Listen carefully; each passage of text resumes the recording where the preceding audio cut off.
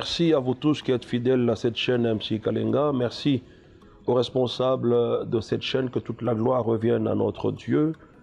Véritablement des choses que le diable ne voudrait jamais entendre. On l'a déjà dit la fois passée, nous sommes revenus sur Hébreux au chapitre 9, où la Bible déclare clairement que Jésus nous a acquis une rédemption éternelle, qui veut simplement dire une délivrance éternelle. Nous sommes définitivement délivrés, libérés de l'emprise du diable, et nous habitons désormais dans les lieux célestes. Le diable ne veut pas que nous comprenions que nous sommes déjà délivrés. Il ne veut pas que nous comprenions que nous sommes des personnes appelées à la liberté, et nous sommes de ceux-là qui devons lui faire comprendre que c'est nous qui avons l'autorité sur lui. Il veut tout le temps garder l'homme dans une espèce de renversement, d'inversion de valeur, où l'homme se voit petit et lui grand. Mais alors que lorsque vous lisez attentivement ce que Christ a accompli pour nous, et vous serez d'accord avec moi que c'est bien le contraire. Alors comme il n'a aucun argument nulle part pour nous amener à cette servitude, qu'est-ce qu'il fait? Il nous ment. Ce qu'on appelle la ruse du diable. C'est la seule arme redoutable que le diable a pour nous garder en captivité. Et pour vaincre la ruse du diable, il faut justement avoir la vérité. C'est ainsi que vous comprendrez, Jésus dans Marc 16, 6 à 12, va soudainement dire certaines choses à ses apôtres, à ses disciples en ce moment-là, leur disant de bien garder le troupeau du Seigneur, n'est-ce pas, de levain des Sadducéens et des pharisiens. Véritablement, il parlait des enseignements. Il y a des enseignements qui peuvent vous amener à la servitude. Et il y a des enseignements qui peuvent vous ouvrir les yeux afin que vous passiez réellement de la malédiction à la bénédiction, des ténèbres à la lumière, que vous compreniez votre réelle position en Jésus-Christ. Il y a des enseignements que vous écoutez, on a comme l'impression que Christ n'a jamais fait quelque chose pour nous.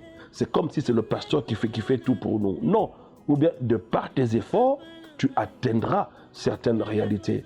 Mais alors que Christ a tout accompli, tout ce qui est de la loi est dit pour lui, sur lui dans les prophètes, Christ a tout accompli. C'est ainsi, mes chers frères, nous devons garder l'Église de la séduction, des ruses du diable. Nous allons lire dans Psaume chapitre 12, le verset 9, il est écrit ceci: « Les méchants se promènent de toutes parts, quand la bassesse règne parmi les fils de l'homme. » Le méchant, c'est le diable. Parmi les fils de l'homme, il est en train de se promener partout et il est en train de faire tout ce qu'il veut. À quel moment? Lorsque la bassesse règne parmi les fils de l'homme. Et la bassesse fait allusion à l'ignorance, justement, des fils de l'homme. Et lorsque vous lisez Osée chapitre 4, le verset 6, la Bible déclare que mon peuple périt faute de connaissance. En d'autres termes, vous ne pouvez pas bénéficier de ce que vous ignorez. Et donc le diable veut vous garder dans cette position d'ignorant. Que vous sachiez simplement que Jésus est là, Jésus aurait fait, mais vous ne comprenez pas tellement l'impact justement de ce que Christ a accompli dans votre vie. Il veut vous garder dans une certaine connaissance intellectuelle de Jésus. Vous restez dans une connaissance historique de Jésus, mais vous ne vivez pas les réalités pour lesquelles Christ a déjà payé le prix. Et lorsqu'on paye le prix de quelque chose, ça veut dire que nous avons accès à la chose. Jésus a payé le prix de la délivrance. Et donc, si vous croyez au Seigneur Jésus, vous êtes bénéficiaire de la délivrance. Ce n'est pas une chose que je vais m'acquérir moi-même. Ce n'est pas une chose que le pasteur va me donner, mais c'est ce que Christ nous a donné. C'est ainsi. Et quand vous lisez Jean chapitre 8, le verset 32, la Bible déclare, quand Jésus a prêché à un certain nombre de Juifs, quelques-uns d'entre eux avaient cru. Et qu'est-ce qu'il va dire à ces Juifs qui avaient cru? Il les prend de côté, la Bible dit. Il leur dit, demeurez dans ma parole.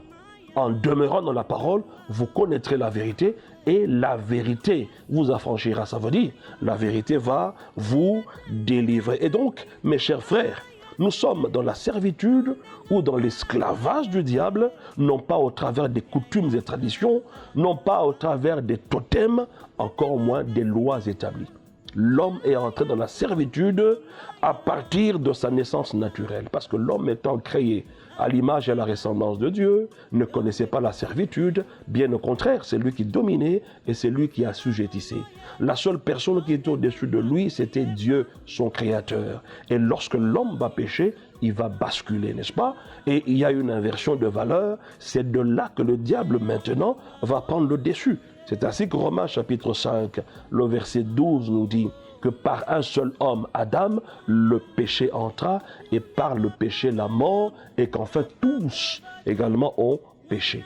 Et quand vous lisez Psaume 51, le verset 7, la Bible déclare que ma mère m'a conçu dans le péché, je suis né dans l'iniquité.